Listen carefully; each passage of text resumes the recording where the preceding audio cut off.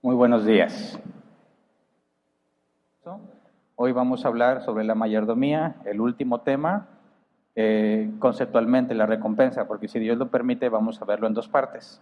Vamos a estudiar la recompensa, digamos, en este tema el alcance de definirla, comprender en qué consiste y lo que tiene que ver con la vida venidera.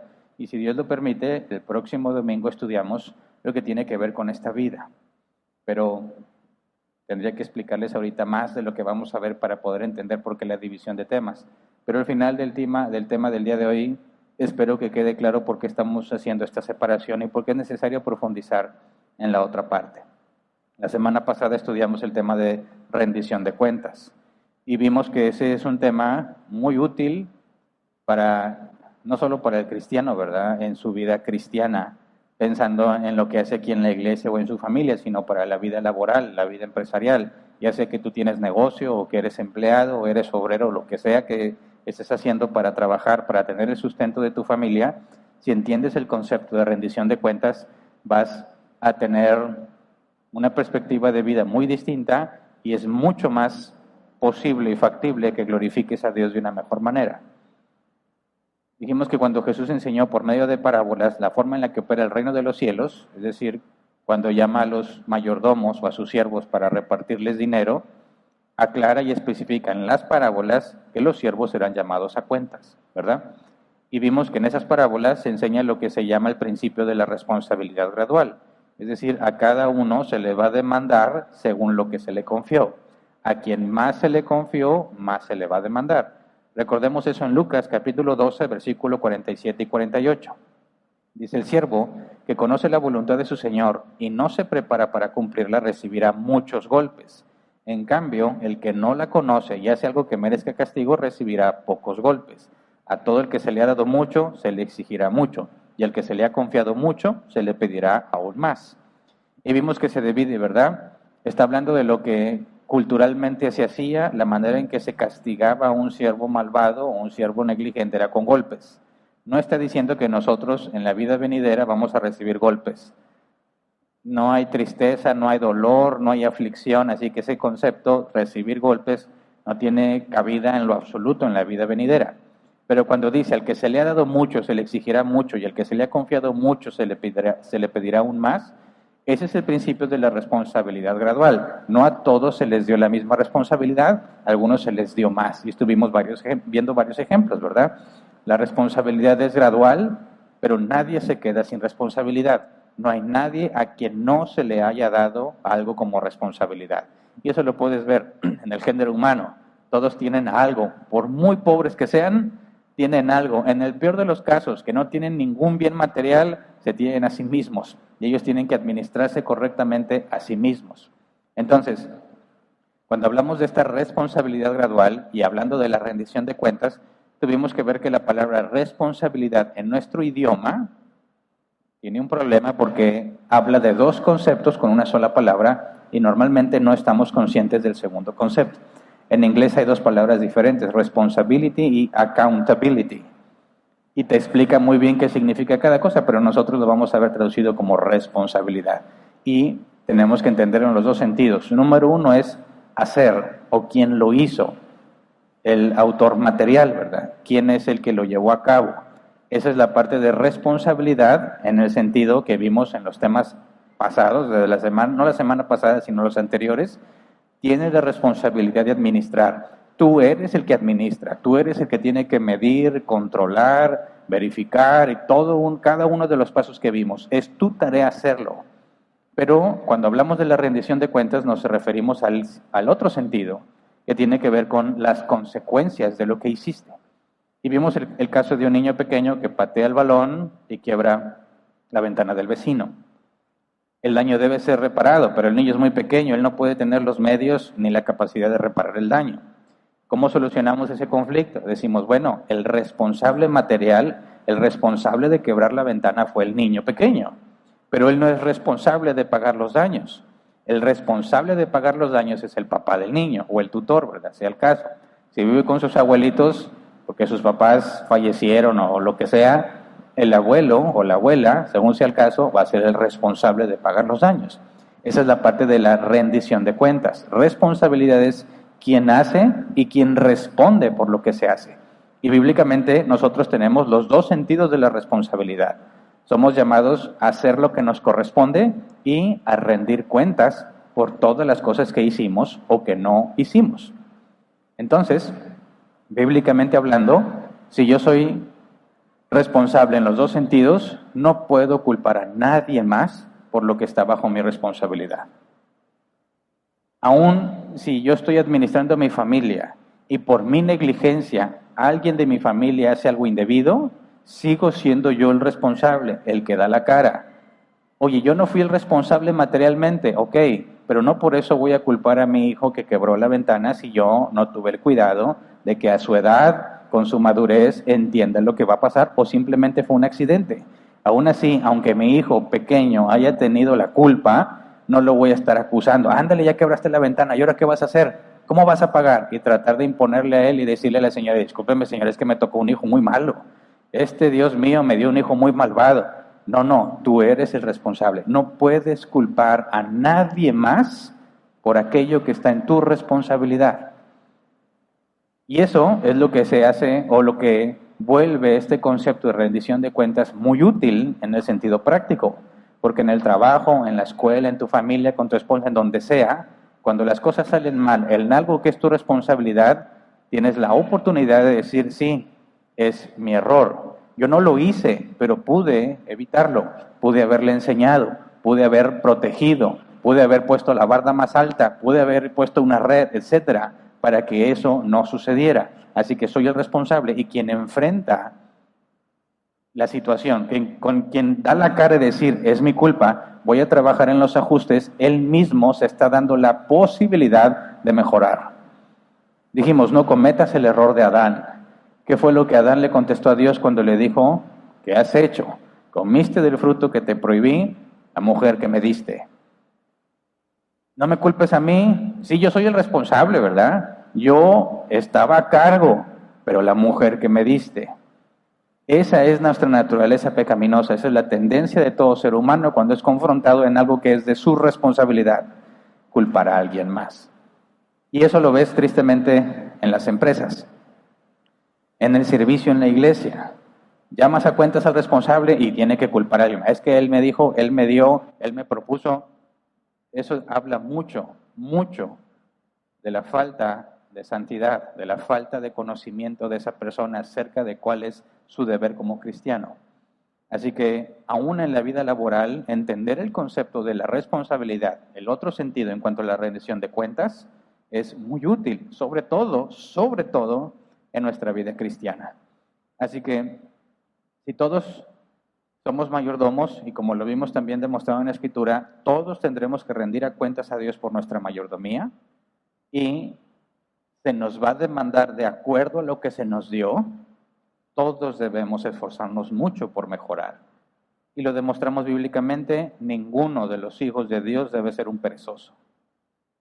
Porque muchas de las justificaciones que damos cuando algo no salió bien es simplemente una justificación a la pereza, porque no quisiste hacer las cosas como corresponden.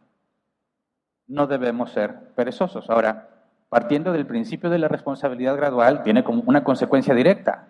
Si tienes más responsabilidad, hay mayor recompensa.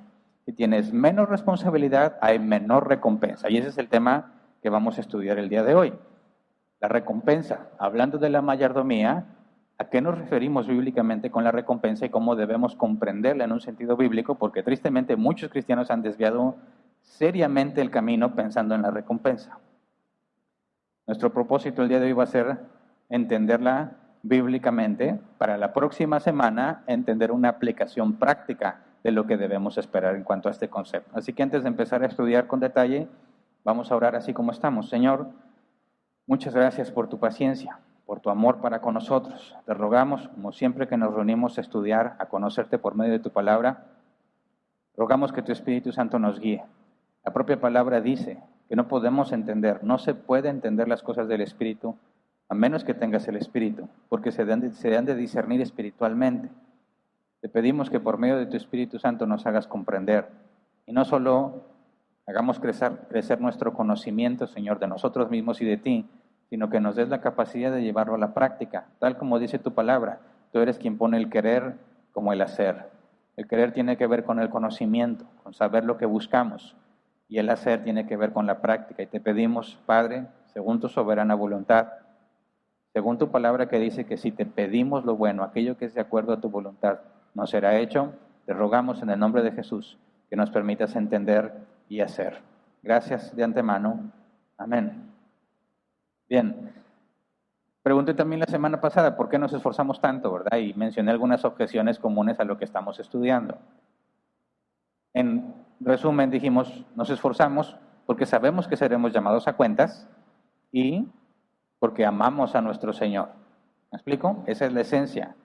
Él se merece lo mejor de nosotros. Esa es la esencia de la motivación en la vida cristiana. Gratitud. Amor y gratitud. Y lo quiero decir porque al hablar de la recompensa hay ideas que resultan complicadas a entender. ¿Hago las cosas para Dios por gratitud o por recompensa? Porque hay cristianos, como me pasó en un tiempo en mi vida, me dañaba mi conciencia decirme a mí mismo, pero Dios me va a recompensar. Y en otros tiempos, con una doctrina pésima, le reclamaba a Dios, ¿y dónde está mi recompensa? Entonces, es muy fácil desviarnos porque no comprendemos que la motivación principal no es hacer las cosas para que Dios nos dé algo, porque ya nos dio todas las cosas en Cristo, es lo que dice la Escritura. Ya lo tenemos todo en Cristo. Nos ha hecho coherederos, recibiremos el reino. ¿Qué más estás esperando? Sin embargo, Jesús habla específicamente de una recompensa y que al igual que la responsabilidad gradual, la recompensa es gradual. Así que no podemos negar que claramente Jesús enseñó que hay una recompensa y que bíblicamente no tiene nada de malo estar pensando en la recompensa que recibiremos al hacer lo que estamos haciendo. El problema es que si no comprendemos la recompensa en el sentido bíblico correcto, nos desviamos como muchos han perdido el camino. Así que vayamos a analizar lo que dice Jesús en Lucas 19, 12 al 19. Ya hemos leído varias veces esta parábola, pero si se fijan, cada vez que la leemos perseguimos una aplicación diferente, nos enfocamos en un punto distinto. Así que aunque la hemos leído en las últimas 5 semanas, no vamos a analizar lo mismo. Lucas 19, 12 al 19. Así que les dijo, un hombre de la nobleza se fue a un país lejano para ser coronado rey y luego regresar. Llamó a 10 de sus siervos y entregó a cada cual una buena cantidad de dinero. Les instruyó, haga negocio con este dinero hasta que yo vuelva. Pero sus súbditos lo odiaban y mandaron tras él una delegación a decir, no queremos a este por rey. A pesar de todo, fue nombrado rey. Cuando regresó a su país, mandó llamar a los siervos a quienes había entregado el dinero para enterarse de qué habían ganado. Se presentó el primero y dijo, Señor, su dinero ha producido 10 veces más. Hiciste bien, siervo bueno, le respondió el rey, puesto que has sido fiel en tan poca cosa, te doy el gobierno de 10 ciudades. Se presentó el segundo y dijo, Señor, su dinero ha producido 5 veces más. El rey le respondió, a ti te pongo sobre 5 ciudades. Y el día de hoy no vamos a analizar al infiel. Ese ya lo analizamos lo suficiente. ¿Qué es lo que está diciendo aquí? Señor, dice el primero, su dinero ha producido 10 veces más. Hiciste bien, siervo bueno. Me gusta más la Reina Valera 60. Bien, buen siervo y fiel. Puesto que has sido fiel en tan poca cosa, te doy el gobierno de 10 ciudades. Multiplicó 10 veces más, le da el gobierno de 10 ciudades. La responsabilidad era mayor que el que tenía 5, pero la recompensa también es mayor que el que tenía 5.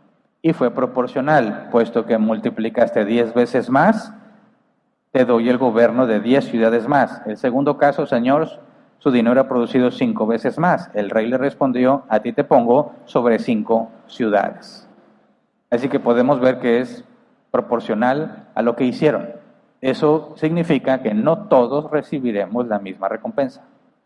Algunos recibirán más que otros. Y como vamos a ver en un momento más, algunos no van a recibir recompensa. ¿Cuál es el criterio? Bueno, hasta ahorita no lo podemos definir, pero lo que podemos saber es que es proporcional, ¿verdad? Pero quiero aclarar que no es un salario. Sí se puede ver que no es un salario, ¿verdad? No era salario del mayordomo recibir 10 ciudades cada que multiplique 10 veces más lo que recibió. No es un acuerdo, mira, si tú me multiplicas 10, yo te voy a dar 10 ciudades. No, el siervo, el mayordomo fiel que multiplicó 10 veces más, no tenía en claro que iba a recibir. Y no es su salario porque además, aunque no está mencionado, el contexto cultural en el que Jesús explicó esto, este tipo de servidumbre era parecido a un empleo. No estaban en contra de su voluntad. Eran personas o habían nacido en esclavitud o llegaban a tal nivel económico crítico que se ofrecían a sí mismos como siervos. Y aquellos que eran considerados buenos administradores se les entregaba más responsabilidad. Lo estudiamos en el libro de Éxodo, en la parte del libro del pacto, las leyes sobre los esclavos. Si llegaba soltero y obtenía esposa, puesto que él no posee nada, la esposa de él, aunque es su esposa, le pertenecía a su amo. Y los hijos que tuviera con esa mujer no eran del siervo, sino del amo que le había dado a la mujer. Si este siervo se iba solo, había llegado solo y se iba solo. La esposa y los hijos y cualquier otra cosa que tuviera no eran de su pertenencia, todo correspondía a su amo. Entonces, ¿qué ganaba el siervo? Manutención. Y tenía un techo donde dormir, tenía que comer y tenía que vestir y además tenía seguridad que su amo le proporcionaba. Y a cambio de eso, puesto que el amo no tiene ninguna responsabilidad para con él, este mayordomo, este siervo, proporciona su servicio. El salario de un mayordomo era lo necesario para la vida. Y si eras muy buen mayordomo, entonces te daban beneficios extras. Darte una esposa no era una obligación, era un beneficio extra. La parte de las tierras de tu amo donde vivirías dependía mucho de tus habilidades y tus capacidades y tu desempeño para saber dónde ibas a vivir. Cuando el hombre, y lo vimos también en el libro de Éxodo, acababa su servicio y se iba, no le impedían ver a su esposa y a sus hijos, pero no se podían ir con él. Así que podían verse cada X tiempo, según lo estudiamos en el contexto cultural. Entonces, cuando estamos viendo estos mayordomos, que les dice, te doy el gobierno de 10 ciudades, eso definitivamente no era su salario. Es un beneficio agregado, algo que el amo voluntariamente quiere darle como extra del salario que percibió durante todo ese tiempo. La Escritura dice, el obrero es digno de su salario, y eso lo aplica a los que sirven a Dios. Si al buey había leyes de que cuando estaba trabajando, ayudando en la cosecha, no le pusieras un bozal, el bozal se lo ponían para evitar que comiera de los granos, ¿verdad? No le pongas bozal, que coma de todo lo que está haciendo. Él también debe disfrutar del fruto de su trabajo, dice la Escritura, cuánto no más el que trabaja para Dios, es digno de su salario. Así que este siervo, bueno, estos dos siervos en este caso, tuvieron su salario y estuvieron viviendo de todo lo que su salario les dio. Pero cuando llega la hora de la recompensa, ese es un beneficio extra. Ahora vamos al mismo principio que enseñó el apóstol Pablo, explicado de otra manera. 1 Corintios 3, versículos 5 al 8.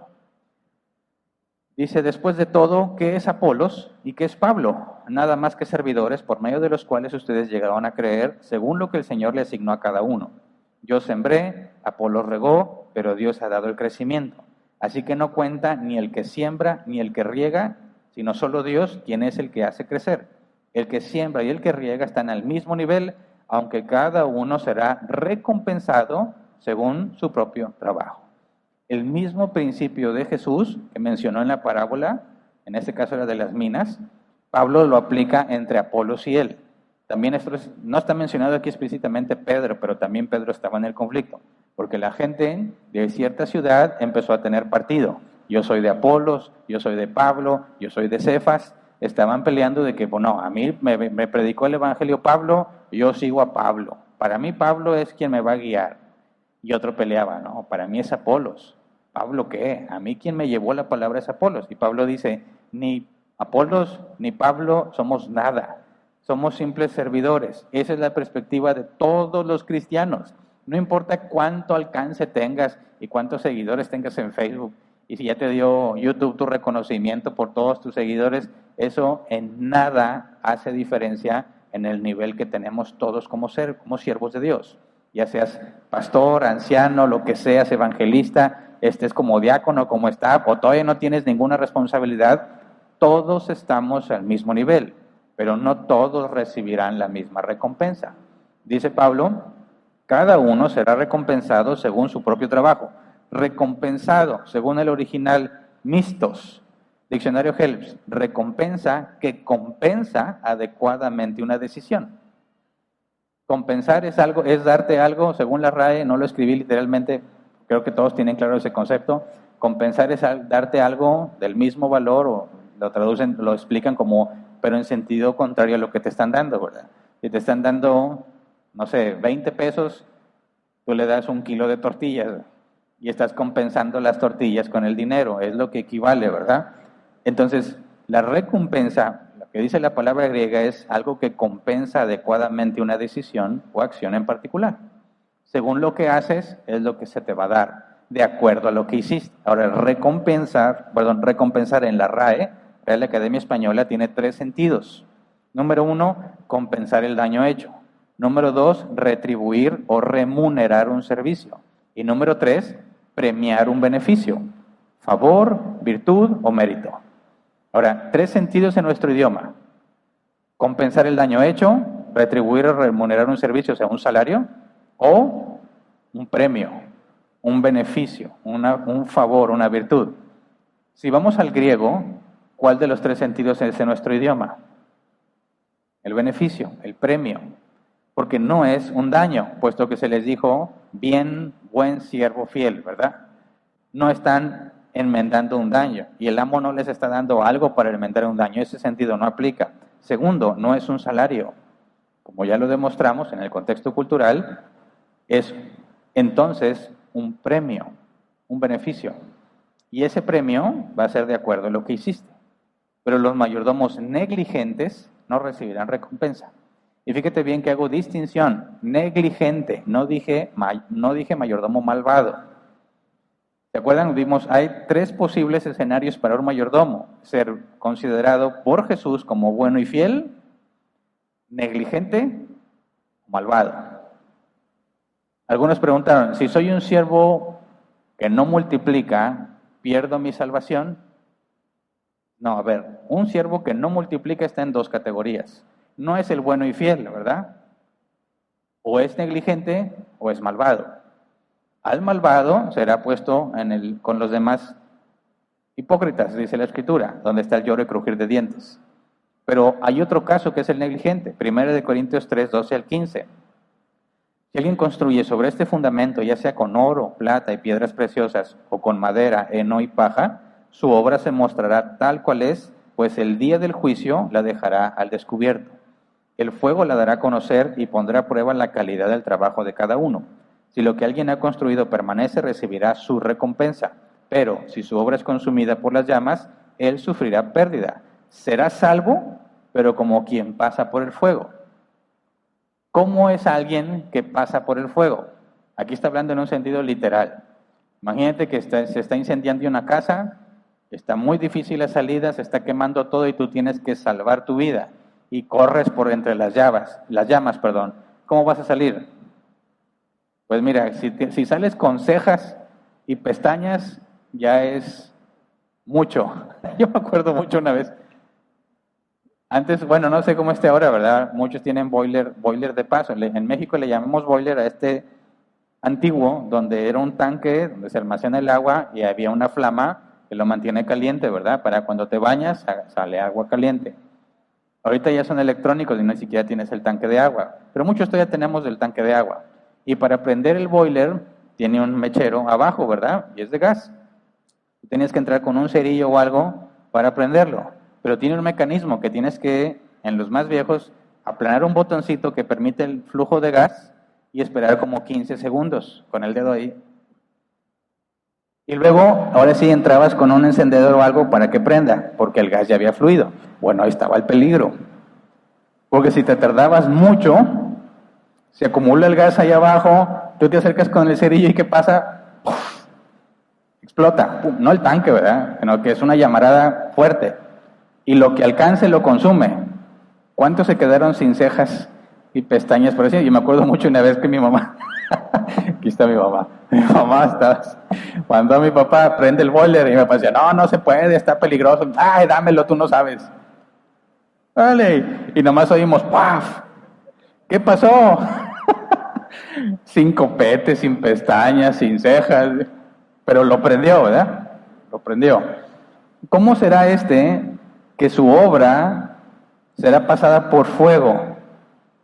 Pero construyó encima del fundamento. ¿Quién es el fundamento? Cristo. Está hablando de alguien que tenía la doctrina fundamental correcta, pero encima le puso cosas que no son bíblicas, que no provienen de Dios. Madera, heno, paja. Cuando pasa el fuego, bíblicamente el fuego siempre ha sido representativo del juicio de Dios. Cuando Dios juzgue lo que hiciste encima del fundamento, sufrirás pérdida si lo que construiste no es de Él, si no es oro, piedras preciosas, si no son los tesoros celestiales. Si pusiste cualquier cosa que corresponde a este mundo, cualquier cosa que no proviene de Dios como parte de la vida en la iglesia o de la vida cristiana, el juicio de Dios, el fuego, examinará tu obra. Y dice, sufrirás pérdida. Serás salvo, aunque como quien pasa por el fuego. Por eso la semana pasada yo les decía los chamuscados, los que salen sin cejas, sin pestañas, sin pelo, quemados, serán salvos. ¿Por qué? Porque cuando Dios predestinó para salvación fue antes de la fundación del mundo, no por obras para que nadie se gloríe, y Dios no cambia de opinión. Pero no te va a tocar nada de la recompensa. Entonces, esta recompensa es un beneficio que puedes o no recibir y queda al criterio de tu Señor. Y que no podemos cuantificarlo. ¿Cuál va a ser tu recompensa? No lo sé. Lo que sé es que es proporcional. Y lo que Pablo dice, no juzguen entre Apolos y yo. Dios revelará la obra de cada uno. Cada uno va a recibir su recompensa. Eso implica, no lo dice directamente, pero podemos deducirlo, que será algo público. Porque si no vamos a juzgar, sino hasta que Dios lo revele, no va a ser un asunto en privado entre Dios y Apolos y luego entre Dios y Pablo, sino que nos vamos a dar cuenta. De aquí viene la idea de que el juicio del cristiano en el tribunal de Cristo será un evento que todos podremos presenciar. ¿Cómo se va a poner ahí el asunto? Pero ya no hay chismes, ni envidias, ni nada de eso. Estaremos en el cuerpo glorificado. Pero bueno, entonces, los mayordomos fieles recibirán recompensas según su trabajo. Y podemos notar que tanto Pablo como Jesús ubican el tiempo de esta recompensa hasta que Jesús regrese, ¿verdad? En la parábola, Lucas 19, 12 al 13, dice así que les dijo, un hombre de la nobleza se fue a un país lejano para ser coronado rey y luego regresar, ¿verdad? Cuando regresó, llama a sus siervos a cuentas. Se fue a un país lejano y luego regresa. En el contexto cultural es un viaje muy largo y va a tomar mucho tiempo. Pablo, 1 Corintios 3:13, su obra se mostrará tal cual es, pues el día del juicio la dejará al descubierto.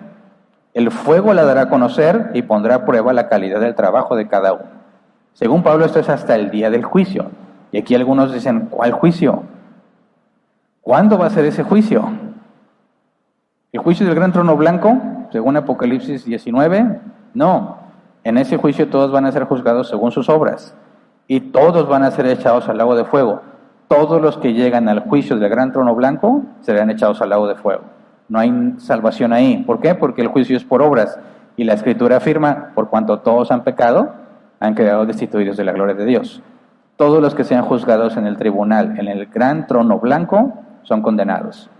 ¿Cuál es en este caso que Pablo está hablando de él y Apolos, y está hablando de los cristianos, ¿cuándo será el día del juicio? Los cristianos tienen distintas posturas. Algunos piensan, en el momento en que mueres, vas al estado intermedio y eres juzgado. Hay otros que dicen, no, vas a un estado intermedio, estás en espera y luego serás juzgado.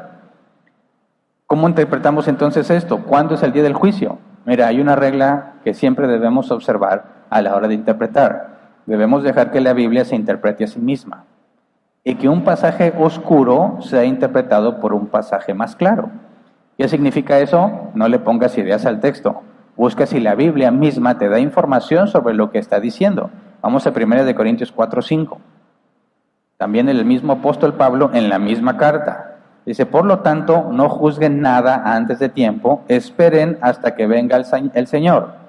Él sacará a la luz lo que está oculto en la oscuridad y pondrá al descubierto las intenciones de cada corazón. Entonces cada uno recibirá de Dios la alabanza que le corresponda. Y aquí resuelve la duda. ¿Cuál es el día de juicio que dice el apóstol Pablo en el capítulo 3? El día que Jesús regrese. Y es exactamente lo mismo que Jesús dijo en su parábola. Un hombre noble se fue a recibir un reino y al regresar llamará cuentas a sus siervos. Están hablando exactamente de lo mismo. Entonces yo concluyo, ¿cuándo van a ser juzgados los hijos de Dios? ¿Cuando pasan al estado intermedio o cuando Cristo regrese? Cuando Cristo regrese, según las palabras de Pablo. ¿Verdad? Pero entonces tienen que esperar hasta que venga el Señor. Hasta que Él regrese va a ser manifestado. Esto nos da una característica muy importante del mayordomo. Todo lo que hace es una inversión a futuro, a largo plazo, hasta que Jesús regrese. Ahora, no sabemos cuánta vida nos queda, ¿verdad? En la Biblia hay algunas excepciones donde Dios les revela a ciertas personas que ya van a morir. Pero si no, no tienes la más mínima idea. Cualquiera de nosotros puede morir hoy mismo. Y no lo sabemos. Lo que sí sabemos es que nadie se adelanta y nadie se atrasa, porque la Escritura afirma que Dios ya definió el límite de nuestros días. Y eso lo hizo antes de la fundación del mundo. Así que Dios ya sabe exactamente, porque así lo ordenó, día, hora, segundo, milésima, microsegundo, lo que tú quieras, y el medio por el cual vas a morir. Pero sabemos que aunque muera y pase el estado intermedio, aún seguiré esperando hasta que Cristo venga, según lo dice el apóstol Pablo. Así que todo lo que hacemos ahora tiene que ser el enfoque de lo que algunos le llaman la gratificación retardada, si lo traduces en el español, gratificación retrasada. No estoy haciendo las cosas con el objetivo de disfrutarlas hoy. Estoy haciendo con la vista puesta en la vida venidera, que no sabemos cuánto tiempo va a tardar. Cuando Dios le dijo a Abraham que le daría la tierra de Canaán, ¿cuánto tiempo pasó? 200 y cacho de años. Le dijo que se le iba a dar y no dijo cuándo. El propio Jesús dijo, nadie sabe el día y la hora en que Él va a regresar. Así que nuestro enfoque no es, en primera instancia, no es ahora. No es estoy haciendo porque ahora Dios me va a recompensar. Aunque vamos a ver que sí hay algo, una posibilidad de recompensa en esta vida. Pero nuestro enfoque, según las parábolas de Jesús y el mismo principio enseñado por Pablo, es que es hasta que Cristo venga. Nos esforzamos, trabajamos duro con lo que tenemos hoy, todo lo que dure nuestros días, pensando en lo que vamos a disfrutar en la vida venidera. Dice 2 de Juan 1:8. Cuídense de no echar a perder el fruto de nuestro trabajo, procuren más bien recibir la recompensa completa. Cuando dice de nuestro trabajo, también se puede traducir de vuestro trabajo o de su trabajo, de manera que Juan o se está incluyendo o le habla a ellos, pero cuídense de no echar a perder el fruto de su trabajo, procuren más bien recibir la recompensa completa. ¿A qué se refiere con completa? A la pérdida que Pablo explicó en 1 de Corintios 3, cuando tus obras sean puestas bajo el juicio, el escrutinio de Dios. Entonces, no necesariamente te vas a quedar sin nada, pero sí puedes sufrir pérdida. No recibirías todo lo que pudiste haber recibido, aunque no sabemos qué es, ¿verdad?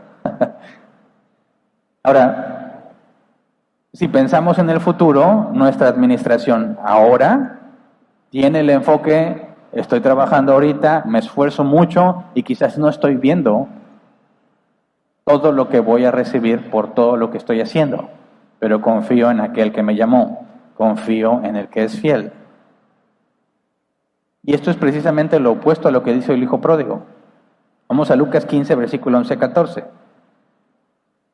Un hombre tenía 2 hijos, continuó Jesús, el menor de ellos le dijo a su padre, papá, dame lo que me toca de la herencia. Así que el padre repartió sus bienes entre los 2.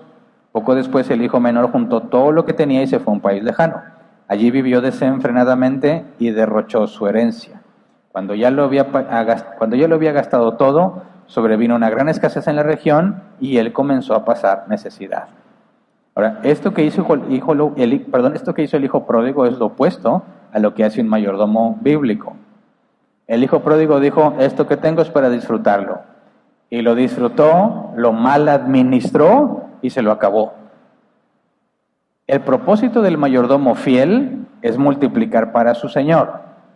Así que nosotros no vemos lo que tenemos como algo que no lo disfrutamos. Vemos lo que tenemos como algo que puede ser usado para que Dios sea glorificado cada vez más, que esa es la multiplicación del siervo bíblico. Tristemente, algunos viven como el hijo pródigo. Lo digo por experiencia.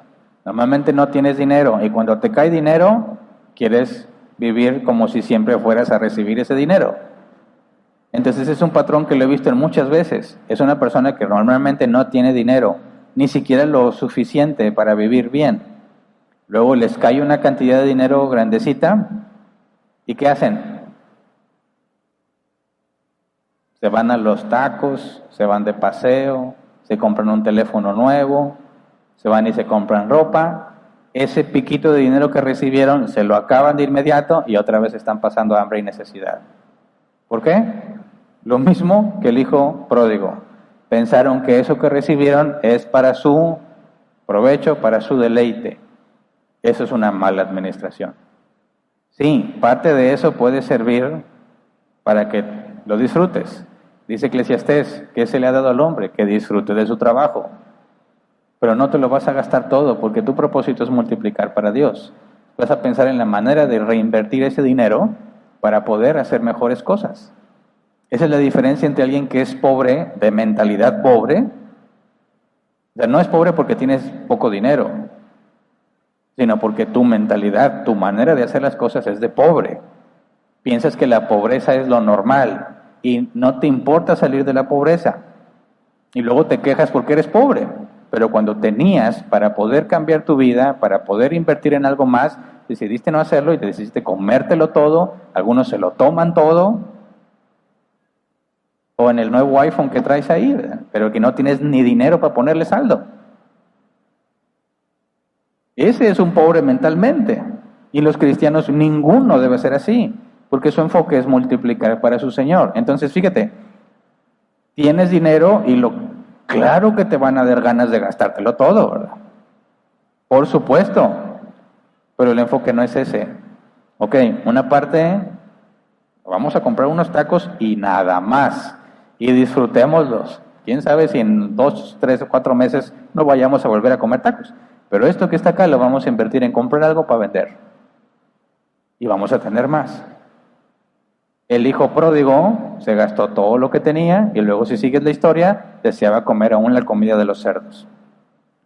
Entonces, nosotros como mayordomos fieles pensamos en la recompensa futura, en la vida venidera cuando Jesús regrese. Sin embargo, según Jesús, también hay posibilidad de recibir parte de la recompensa en esta vida. Vamos a Marcos capítulo 10, versículo 28 al 31. Les aseguro, respondió Jesús, que todo el que por mi causa y la del Evangelio haya dejado casa, hermanos, hermanas, madre, padre, hijos o terrenos, recibirá 100 veces más ahora en este tiempo. Casas, hermanos, hermanas, madres, hijos y terrenos, aunque con persecuciones. Y en la edad venidera, la vida eterna. Pero muchos de los primeros serán últimos y los últimos primeros. Así que aquí hay una noticia muy interesante. Y quizás complejo de interpretar si no lo analizas con cuidado. A ver, ¿alguno de ustedes puede identificarse con Pedro, que fue quien le dijo a Jesús, nosotros lo hemos dejado todo, ¿qué hay de nosotros? Y lo dijo justamente, o sea, inmediatamente después de que Jesús dejara en evidencia al joven rico. El joven rico que se le acercó tenía mucho dinero y que en aquel entonces mucho dinero era sinónimo de una enorme bendición, de tener el favor de Dios. Quien tenía mucho dinero se sentía muy cercano a Dios. Llega el joven rico, es joven y rico, era la mejor combinación. Una cosa es que seas viejo y rico y dices, bueno, Dios te bendijo y te costó mucho, ¿verdad? Pero cuando eres joven y rico era la máxima bendición, porque todavía tenías mucho tiempo para disfrutar lo que tenías. Maestro bueno, ¿qué he de hacer para heredar la vida eterna? Vende todo lo que tienes. Fue lo segundo que le dijo. Primero le dijo, obedece los mandamientos, y le dijo, todos los obedezco. Bueno, vende todo lo que tienes y dáselo a los pobres y sígueme. Y el joven rico dice, como tenía mucho, se entristeció y mejor se fue. Y dijo, qué difícil es para un rico entrar al reino de los cielos. Y luego Pedro dice, nosotros lo hemos dejado todo. ¿Qué hay para nosotros? Y Jesús le dice esto, les aseguro que todo el que por mi causa y la del Evangelio haya dejado casa, hermanos, hermanas, madre, padre, hijos o terrenos, recibirá 100 veces más ahora en este tiempo y en la vida venidera. Ahora, ¿alguien de los que estamos aquí dejó un terreno cuando se hizo cristiano? No, ¿verdad? Bueno, madre, padre, hijos, hermanos, hermanas, ¿qué significa eso? ¿Que los abandonaste? No, sino que caíste de su gracia al momento en que te hiciste cristiano. Se sintieron traicionados, traicionaste la herencia familiar. Tu abuela se ha de estar revolcando en su tumba. Siempre hemos sido católicos de hueso colorado, dice. Tu tío, el sacerdote, no sabes lo que te va a decir cuando se entere. Ahora te fuiste con los hermanos separados. Algunos quitan la palabra católico y meten testigos de Jehová, mormones. Esta familia es atea, gracias a Dios. ¿Cómo te atreves a decir que ahora eres de los hermanos, de los que no piensan? ¿Te cuesta tu madre, tu padre, tus hermanos? ¿A alguien le pasó así? Eso es muy común. Entonces dice Jesús, recibirás 100 veces más ahora. Ahora vas a tener 100 hermanos, 100 hermanas. Y dice, oye, no, ¿cómo? Mamá no va a tener tantos hermanos, ¿de qué me está hablando? Tristemente algunos dicen, mira, recibirás 100 veces más. Y dicen, este es un principio del reino de los cielos. Cada peso que le das a Dios, Él te va a regresar 100. ¿Cuántos quieren ofrendar? Amén. Yo traigo 1000. ¿Cuánto me toca? 100,000. Amén, gloria a Dios. ¿Y si doy 10,000? ¿Y si doy 100,000? Hombre, de negociazo. Y se ponen felices y juntan todo lo que pueden. Pero el único que gana ahí, ¿quién es? El que recibió todo su dinero, ¿verdad? Porque él se va bien contento. Y le dice, ustedes tengan fe. Pero él ya se va a gastar lo que le diste. ¿Pero está bien interpretado? Y diga, oye, pues hoy iba a traer 20 pesos de ofrenda, pero si lo multiplico por 100, Dios me va a dar 200. Ah, pero pues yo puedo dar más de 20. Señor, yo te traigo 100. ¿Pero por qué los traes? Porque vas a esperar 1000. Fíjate lo que sucede cuando se te da el parámetro de una recompensa. Vas a empezar a hacer tus cálculos, ¿verdad? Y vas a empezar a hacer las cosas pensando en cuánto vas a recibir, y se perdió completamente el objetivo bíblico. Por eso lo primero que te mencioné, ¿cuál es la motivación del cristiano cuando sirve? Gratitud, amor y gratitud. Por eso la Biblia no especifica exactamente qué es la recompensa. No hay forma de que pongas tus ojos en eso. Pero se podría entender entonces que vas a recibir 100 veces más. 100 veces más es una sola palabra en griego que se traduce literalmente 100 veces. El diccionario ejemplo dice así, literalmente 100 veces más. También se usa simbólicamente en la escritura como totalidad. Y de esto hay un ejemplo. Vamos a Lucas 18, versículo 28 al 30. Lucas 18, versículo 28 al 30. Mira, le dijo Pedro, nosotros hemos dejado todo lo que teníamos para seguirte. Les aseguro, respondió Jesús, que todo el que por causa del reino de Dios haya dejado casa, esposa, hermanos, padres e hijos, recibirá mucho más en este tiempo y en la edad venidera la vida eterna. Mucho más, y ya no dijo 100 veces más, mucho más es otra palabra griega, muchas veces más. Así que este es otro ejemplo de cómo tenemos que interpretar la Biblia con la Biblia. Un pasaje oscuro con un pasaje claro. Cuando Jesús dijo 100 veces más, no debe ser tenido como literalmente 100 veces más. Sería absurdo. ¿Cómo vas a recibir? Si mis 2 hermanos ya no me quieren por ser cristiano, ahora voy a tener muchos más. Dicen, hermanos en Cristo. Sí, pero no está hablando de eso, ¿verdad? ¿De qué está hablando? Recibirás mucho más. Pero ese mucho más, ¿en qué consiste? ¿En que si dejé un terreno, voy a recibir muchos más terrenos? No, tampoco. Porque recibir más de parte de Dios no está hablando propiamente de bienes materiales, aunque puede incluirlos. Está hablando de otra riqueza. Y ya estudiamos cuál es la riqueza del reino de los cielos. Entonces sí, va a haber parte de la recompensa en esta vida, Probablemente, no de forma segura. Y eso, si Dios lo permite, lo estudiaremos la próxima semana. Hay varios ejemplos bíblicos muy claros. Pero la recompensa, el cristiano, que no puede determinar con exactitud qué es, tiene la vista en el futuro, en la vida venidera, porque se recibirá completamente, porque en esta vida Jesús dice, aunque con persecuciones. Recibirás mucho más, aunque con persecuciones, con tribulación, dice otra versión, con dificultades, pero en la vida venidera no habrá dificultades. Así que tratemos de entender hasta dónde podemos llegar bíblicamente para comprender en qué consiste la recompensa. Para eso hay que aclarar primero cuál es el sentido de la recompensa. Vamos a Lucas 17, 7 al 10. Lucas 17, 7 al 10. Supongamos que uno de ustedes tiene un siervo que ha estado arando el campo o cuidando las ovejas. Cuando el siervo regresa del campo, ¿acaso se le dice, ven enseguida a sentarte a la mesa? ¿No se le dirá más bien, prepárame la comida y cámbiate de ropa para atenderme mientras yo ceno? Después tú podrás cenar. ¿Acaso se le darían las gracias al siervo por haber hecho lo que se le mandó? Así también ustedes, cuando hayan hecho todo lo que se les ha mandado, deben decir, somos siervos inútiles, no hemos hecho más que cumplir con nuestro deber. Ok. ¿Cuántos de aquí consideran que son siervos inútiles? Levante su mano. ¿Cuántos son inútiles? Siervos inútiles. Los puedo contar así, porque bueno, levante que sí es un siervo útil. Nadie. Entonces, ¿qué se consideran los demás? No, bueno, ¿cuántos se consideran siervos de perdido? Tampoco. ¿Estoy hablando satánicos o qué? Mira, bíblicamente nadie llega ni a siervo inútil. El siervo inútil es el que hizo lo que se le mandó. Lo que se te mandó, ¿ya lo hiciste?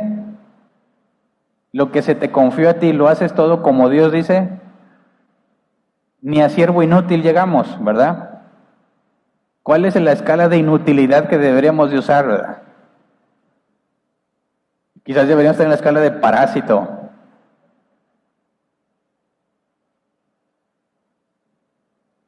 Entonces, ¿cómo me hablas de recompensa? Ni a siervo inútil llego. ¿Cómo es que seré recompensado? Si todos los días me equivoco, todos los días peco. Pero Dios me habla de recompensa. ¿Cómo? Ahora, agreguemos este otro pasaje, Efesios 2, 8 al 10. Porque por gracia ustedes han sido salvados mediante la fe. Esto no procede de ustedes, sino que es el regalo de Dios, no por obras para que nadie se jacte, porque somos hechura de Dios, creados en Cristo Jesús para buenas obras, las cuales Dios dispuso de antemano a fin de que las pongamos en práctica. Hechos en Cristo, creados en Cristo Jesús. Obviamente no fuimos desde que nacimos creados en Cristo Jesús, está hablando del nuevo nacimiento. Fuiste creado en Cristo Jesús para buenas obras. Al árbol lo conoces por sus frutos, ¿verdad? El que se dice hijo de Dios va a hacer obras como las que le agradan al Padre, aunque todavía pecamos. ¿Recuerdan el concepto simul justus et peccator? Simultáneamente justo y pecador. El término bíblico de justicia es un término legal, no práctico.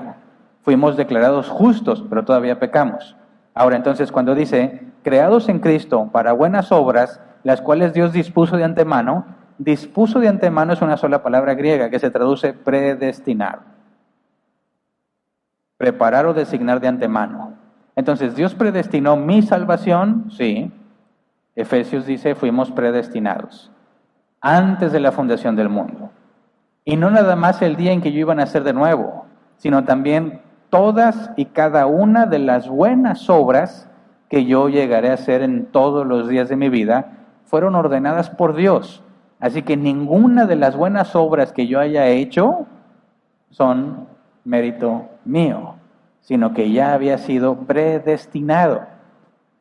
Entonces, ¿cómo basamos la recompensa? no llego ni a inútil por todas las cosas que no hago, pero todas las cosas buenas que hago, Dios ya las había ordenado. Entonces, ¿bajo qué criterio me recompensas? ¿Cómo le hacemos? Los cristianos dicen, la recompensa es una corona, porque Pablo dijo, por lo demás me espera la corona de gloria. ¿Y cómo se imaginan la corona? Dicen, es una corona de oro bien chida, y cada alma que salvaste es una piedrita. ¿A alguien le enseñaron eso? Es una idea muy común, ¿no? Entonces llegabas con unos invitados y ya estabas así como si trajeras aquí la corona y las piedras, ¿verdad? Lleno de piedras que estoy yo. No, la Biblia usa dos palabras griegas que se nos traducen como corona, diadema y estéfanos. Estéfanos es la corona de oro, la de la realeza. Y nunca se usa esa palabra para hablar de los cristianos. A los cristianos, cuando se les habla de corona, es la palabra diadema, que eran las ramitas que se le ponían a los vencedores. Ramitas. ¿Es esa la recompensa? No. Al vencedor, ya sean los Juegos Olímpicos que eran contemporáneos al apóstol Pablo, o a los guerreros que regresaban de la guerra victoriosos, se les ponían flores en la cabeza. Y Pablo dice, si los atletas compiten por algo que es, no me acuerdo la palabra, es algo que perece, algo corruptible, ¿cuánto más nosotros por la herencia incorruptible? Pero entonces la idea de que vas a recibir una corona de oro con piedras no es bíblica, no es correcta. Solo va a haber una corona, y es la de Jesús, en el sentido de Estéfanos, porque Él es el rey. Todos los demás recibirán corona de vencedor, de que es, pasaste, terminaste la carrera, pero no es esa la recompensa. Entonces dime, ya que estamos hablando de recompensa, y que Jesús pone el ejemplo, multiplicaste 10 veces más, te pongo sobre 10 ciudades, ¿cómo le hacemos para determinar, puesto que no hago todo lo que se me pide porque peco, y lo bueno que hago ya había sido ordenado por Dios? Entonces, ¿en qué basamos lo que vamos a recibir? No se puede. Podemos dejar en claro estas cosas. La recompensa, aunque se supone que es lo que corresponde a tus buenas obras, no es algo que mereces, porque las buenas obras que hiciste no son tuyas. Entonces, la recompensa no es algo que mereces. Es un regalo, y ahí se pone complejo, es una paradoja. Si es recompensa y es un beneficio proporcional a lo que hiciste, no es un regalo, porque un regalo no tiene nada que ver con lo que hiciste. La recompensa es al que se esforzó, al que multiplicó, y al mismo tiempo la Escritura dice, nada bueno que hiciste es tuyo. Entonces la paradoja es que la recompensa realmente es un regalo no merecido. Pero si no tiene nada que ver con tus obras, ¿para qué me da una recompensa? ¿Y por qué la da de forma gradual? Bueno, ¿por qué hace Dios todo lo que hace? Alguna vez hicieron una pregunta, ¿por qué Dios permitió que Adán y Eva pecaran? La misma pregunta de otra forma, ¿por qué Dios puso el árbol de la ciencia del bien y del mal en el Edén? ¿Por qué? ¿Cuál es la respuesta bíblica? No vas a encontrar un versículo que diga, y Dios puso el árbol ahí por esto. Pero cuando tienes el contexto de toda la Escritura, todo lo que Dios hace es para su gloria. ¿Qué significa eso? Para que lo conozcas. Por eso, cuando Dios puso el árbol de la ciencia del bien y del mal, sabiendo que Adán y Eva iban a pecar y que toda la humanidad iba a ser maldita, y luego Dios a los que eligió para salvación les regala gratuitamente la justicia, eso es para su gloria. ¿Qué significa? Para que conozcas la bondad de Dios, la misericordia de Dios, para con quien Él quiere regalarla, y que conozcas la justicia en todos los que se van a perder. Dios no lleva a nadie al lago de fuego en contra de su propia voluntad. Ellos mismos despreciaron a Dios en toda su vida. Dios, como dice Romanos capítulo 1, los entregó a su propia mente depravada para que hagan lo que ellos quieran.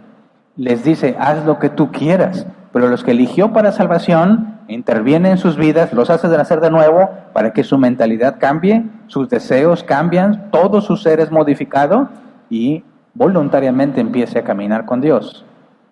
Y luego la recompensa, La recompensa, eso es lo que hace más interesante la recompensa. La recompensa es para glorificarlo a Él. O sea, que un día veremos al apóstol Pablo siendo juzgado según sus obras. Y no sé si se nos permite ver todos los errores que cometió. Tal vez sí, porque eso revelaría la justicia de Dios. Pero cuando te entrega la recompensa, que sabes que Pablo no se merece, ¿para qué es esa recompensa? Para que nosotros conozcamos a Dios en lo que le da a Pablo. Y en tu caso también. Cuando Dios te diga, bien, buen siervo y fiel, tu acto, tu actitud no va a ser, oh, pues claro. ¿Sí viste todos los ministerios que tenía, Señor? ¿Sí viste cuántas personas vieron los videos de árbol plantado? Claro que soy un buen siervo y fiel. Échenlo allá, el lloro y crujir de dientes este pobre infeliz que no conoce lo que es la recompensa. Que se te llame buen siervo y fiel es mucho más del calificativo que tú debes recibir, porque sabes que todos los días te equivocaste y te rebelaste contra Dios. Cuando te diga buen siervo y fiel, sabes que te está diciendo eso por Cristo, porque tú estás en Cristo. Cristo está en ti, es lo que dice la Escritura, y todo lo que tú hagas es como si hubiese sido Cristo el que lo hizo, y Cristo es perfecto y sin mancha. Entonces cuando te diga bien, buen siervo y fiel, no está basándose en las cosas que tú hiciste, sino en lo que Jesús hizo por ti. Por eso eres llamado bueno y fiel a pesar de todos tus errores, y luego te va a dar un regalo proporcional a lo que Él ordenó que hicieras. La recompensa de quién habla, de lo mucho que hiciste, no, sino del carácter de Dios y de lo generoso y bondadoso que es Él. Y no a todos les va a dar lo mismo, no a todos les va a mostrar la misma bondad, la misma gracia, porque para que sea gracia no debe ser merecida, no es algo que mereces, y para que sea gracia tiene que ser libre. Dios dará libremente lo que Él quiera regalarte, indistintamente de todos tus pecados y tus errores. Así que esa recompensa que recibas, que ahorita vamos a ver varios ejemplos de qué es en distintos sentidos, no está diseñado para mostrar qué buen siervo fuiste, porque eres un siervo malo. Está diseñada para que Dios sea glorificado. Vamos a conocer de una manera que nunca conocimos a Dios cuando se te entregue tu recompensa. Todos los que veamos qué recompensa se te da, vamos a entender a Dios de una manera distinta, pero principalmente tú, según lo que Él te dé. Está diseñado para que lo conozcas a Él cuando recibas esa recompensa que no mereces. ¿Se entiende? Por eso el cristiano que dice, hombre, yo ya estoy echándole ganas porque allá, no sé, Dios me va a dar una casota o un terrenote o mi casa va a ser de oro. No, mi amigo, estás solamente escupiendo barbaridades. No te mereces la recompensa. Tu recompensa sería ser echado al lago de fuego. Eso es lo que compensaría tus acciones. Pero Cristo pagó por ti y te declaró inocente a pesar de que no lo eres. Y Él hizo y sufrió todo lo que tú debiste haber sufrido. Y la recompensa es una muestra en la que Dios se va a revelar a ti y a todos los que presenciamos lo que se te da. Mira, si regresamos a Mateo 25, 20 al 23...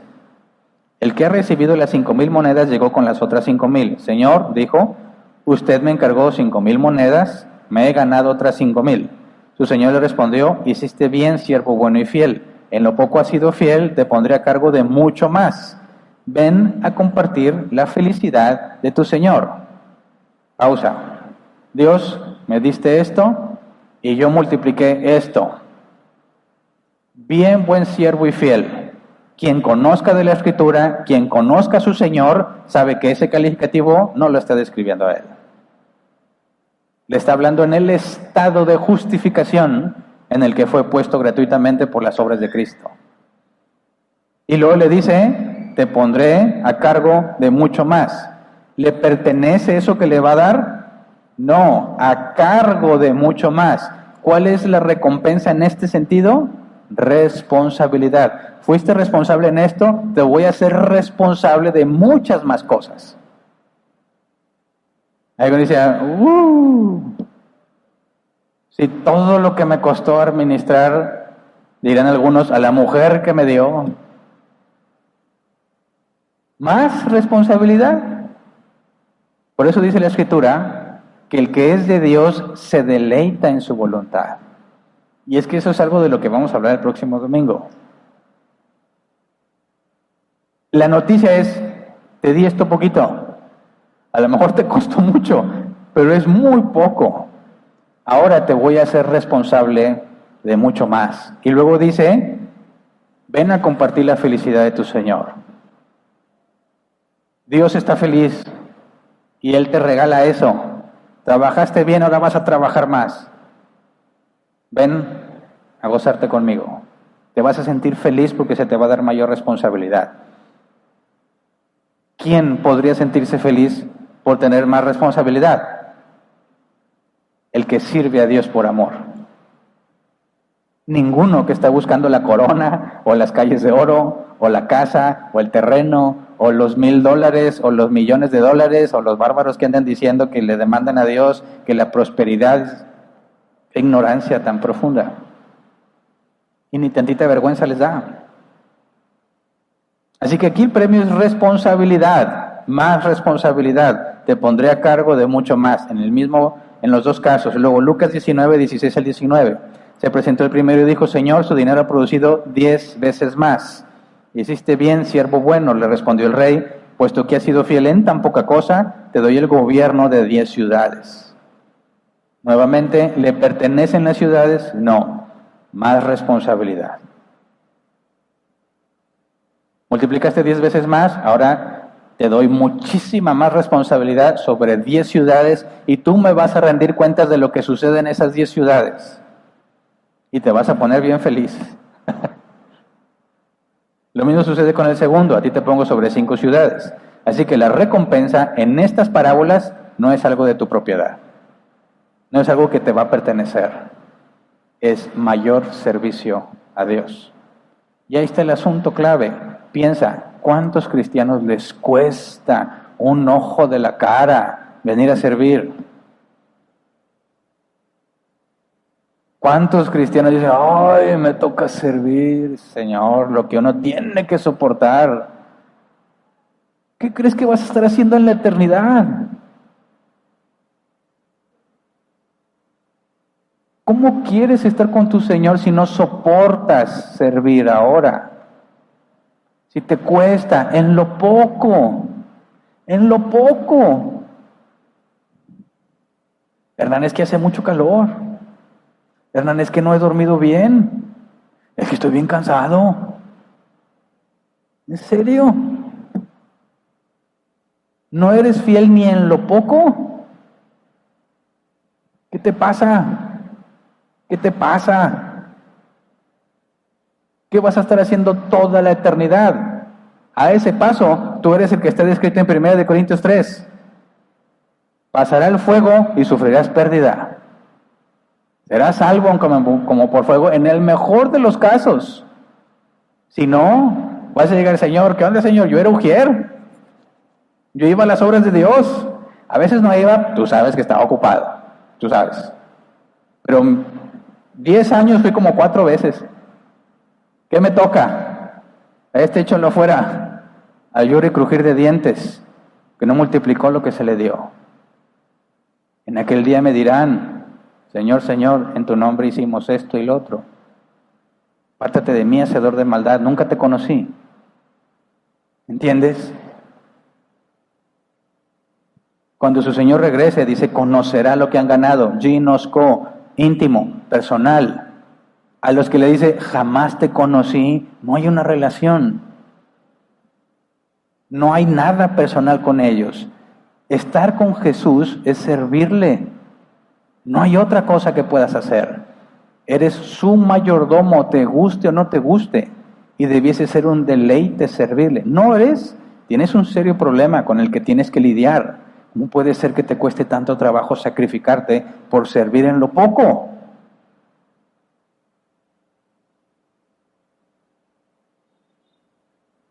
Entonces, no se te va a entregar nada, ni oro, ni piedras preciosas, no vas a poseer absolutamente nada. Vas a servirle a Dios con un mucho mayor grado. Ahora veamos, por ejemplo, Apocalipsis 3:21, que habla en el mismo sentido de la parábola de los talentos cuando habla de gobernar.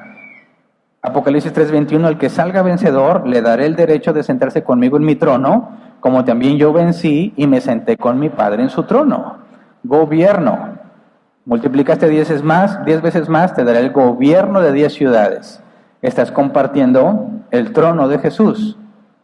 Esta es la promesa a la iglesia Laodicea, al que salga vencedor. Y el apóstol Juan dice, quien ha nacido de nuevo, vence al mundo. ¿Quiénes son los que van a salir vencedores? Los que han nacido de nuevo. Bueno, te sentarás juntamente en el trono con Cristo. ¿Qué vas a hacer? Eres parte del gobierno. Ahora aquí hay un dato interesante. ¿Quiénes son los gobernadores de este mundo?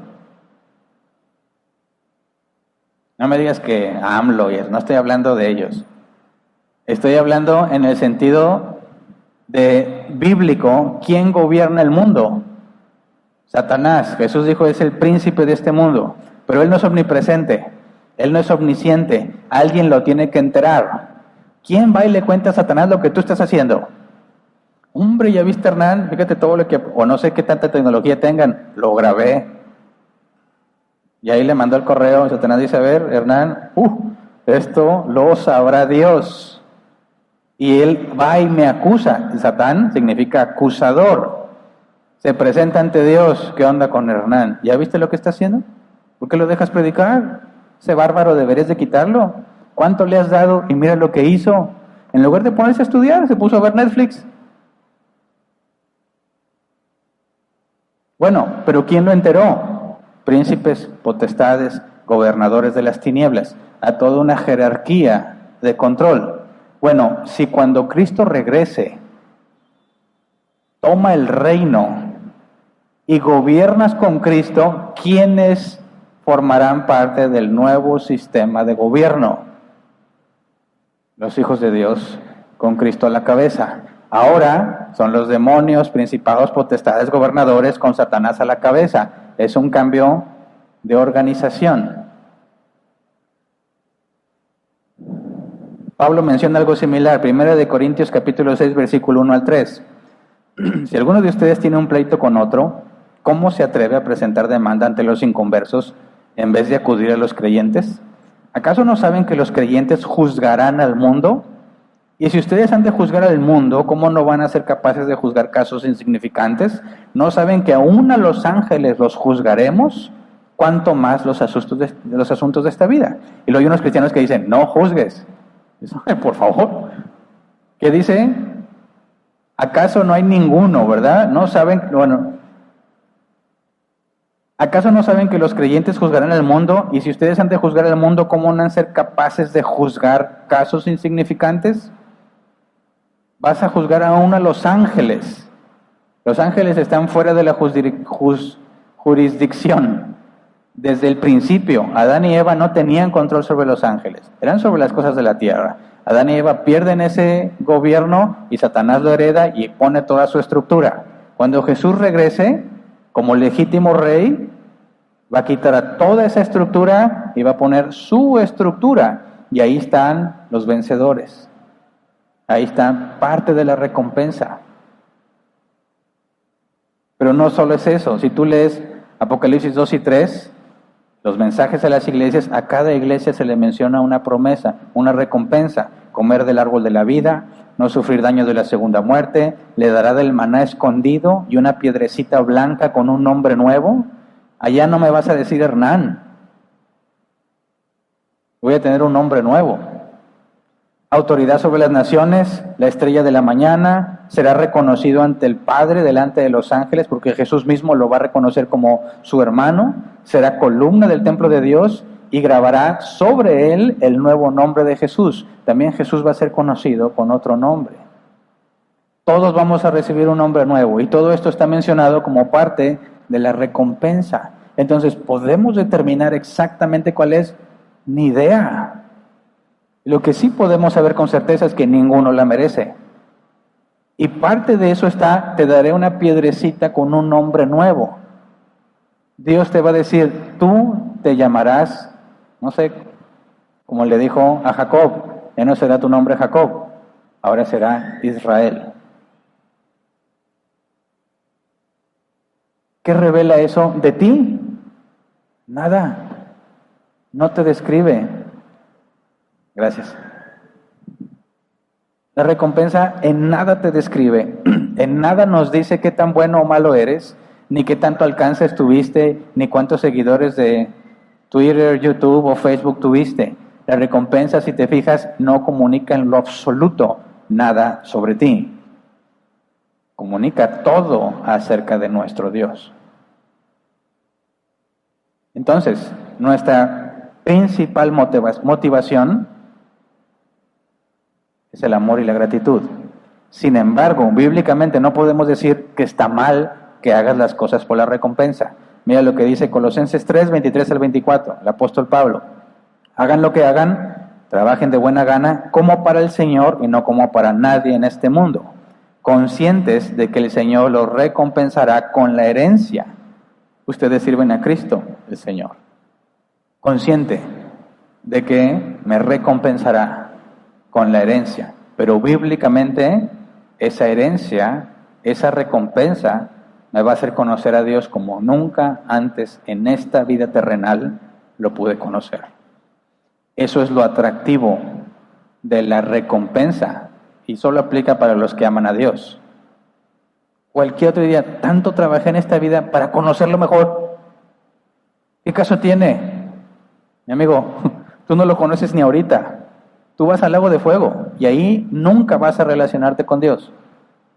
Pero los que amamos a Dios, los que amamos servirle, vamos a servirle por toda la eternidad y no vamos a dejar de conocerlo, puesto que Él es infinito. Y va a haber una revelación especial a cada uno de nosotros y en general cuando se te entregue la recompensa. Personal, diseñado para ti, que te va a hablar a ti de quién es Él y a todos nos va a compartir el conocimiento de quién es Él. Y eso, desde mi perspectiva, y espero que también sea la tuya, es mucho más valioso que cualquier corona con piedras, que cualquier casa grande o terreno. Entonces, nuestra principal motivación es el amor a Dios y la gratitud. Y no hay nada de malo que pienses en la recompensa. También lo puedes hacer pensando en la recompensa desde la perspectiva bíblica. ¿Cuál es esa recompensa? Si la recompensa que recibiremos es por gracia, ninguno de nosotros en ningún momento debe ser arrogante demandándole a Dios lo que cree que merece. Como estas personas, tristemente, que están en la locura, que se ponen a tomar la autoridad y demandan cosas para ellos.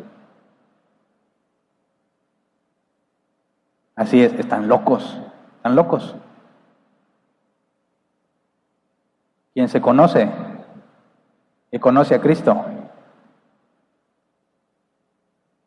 perfectamente sabe que nada merece y todo es por gracia. Porque en lo poco fuiste fiel. Ese es nuestro enfoque.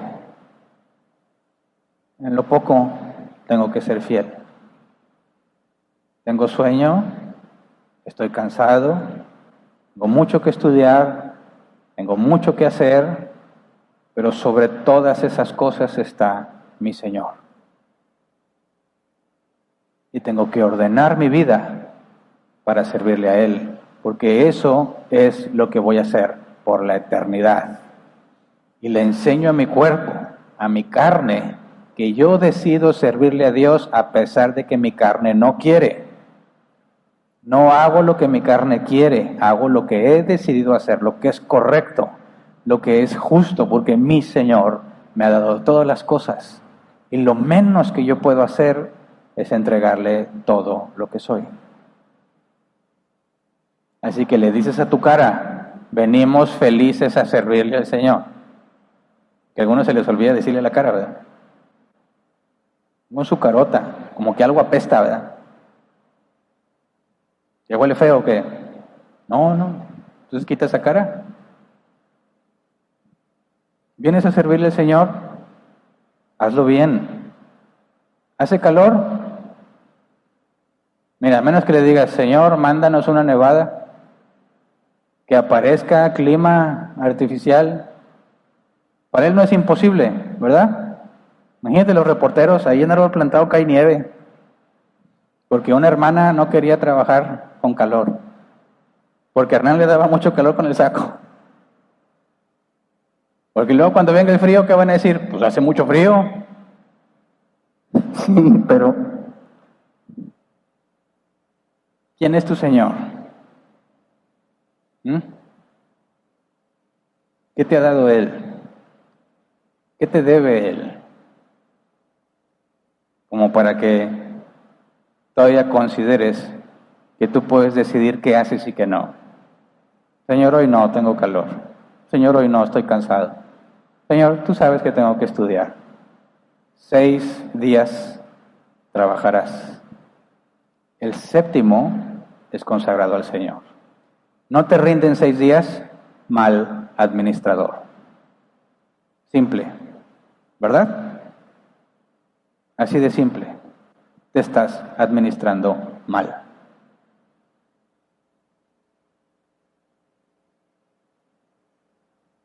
Si Dios lo permite, la próxima semana hablaremos de la recompensa en esta vida. ¿Cuál es el enfoque bíblico de la recompensa en esta vida? Que ninguno de nosotros esté esperando camioneta del año, negocio próspero. Puede que Dios te lo dé, pero no es la recompensa eso.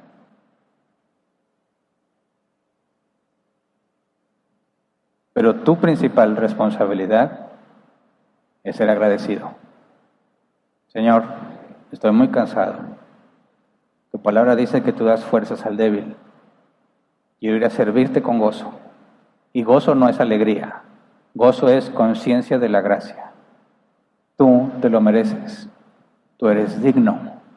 Si por mí depende, no me dejes dormir, Señor. Pero ayúdame a cumplir con mi deber. Ayúdame, siquiera, a ser siervo inútil. No me dejes tomar malas decisiones. No me dejes hacer lo que yo creo que es mejor. Obra en mí para que haga tu voluntad preceptiva. La voluntad decretiva siempre la vas a hacer, consciente o inconscientemente. La preceptiva es la que nos negamos a hacer. Señor, sea tu voluntad y no la mía.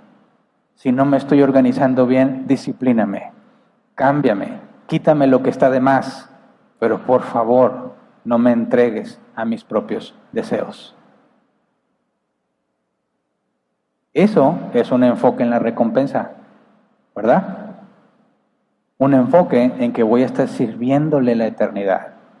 Un enfoque en el que tengo que aprender a servir aquí, porque tengo que ser fiel en lo poco, porque es lo que voy a hacer en la eternidad. Ese es un cristiano pensando en la recompensa. Y no se parece en nada a lo que muchos tristemente piensan.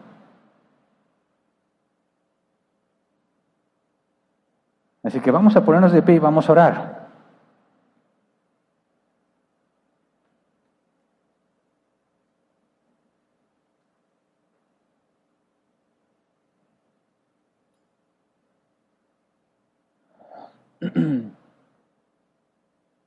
Quisiera que comparemos un poco la vida de los cristianos que ahorita están en Afganistán con nosotros.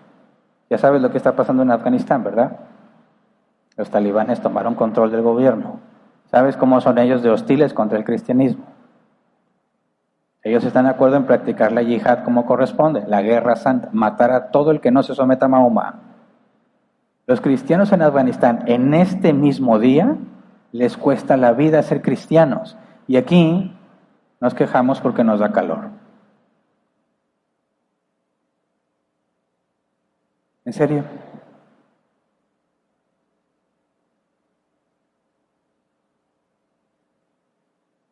¿Tan mal estamos?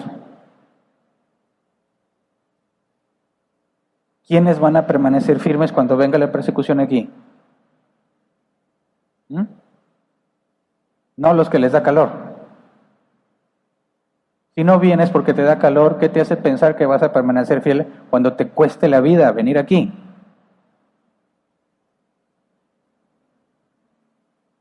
Arrepiéntete. Hemos sido malagradecidos. Esa es la palabra. Malagradecidos. ¿Cuántas cosas tienes en tu casa que Dios te ha dado? ¿Cuántos tienen los cristianos? ¿Has visto los videos donde tienen que entregar a sus hijos para que alguien se los lleve y que no se queden ahí? El padre llorando para despedirse de su hijo porque sabe que si lo entrega para que alguien lo saque del país, lo va a salvar de lo que están a punto de vivir. Y a ti te dio sueñito y ya no viniste. Estabas desveladito. Tienes mucha tareita. ¿En serio?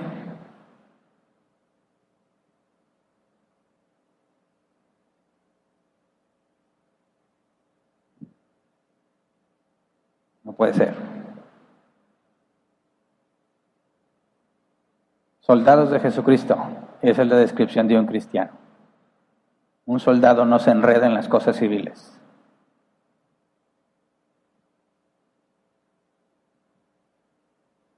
Hay que arrepentirnos de tantas cosas.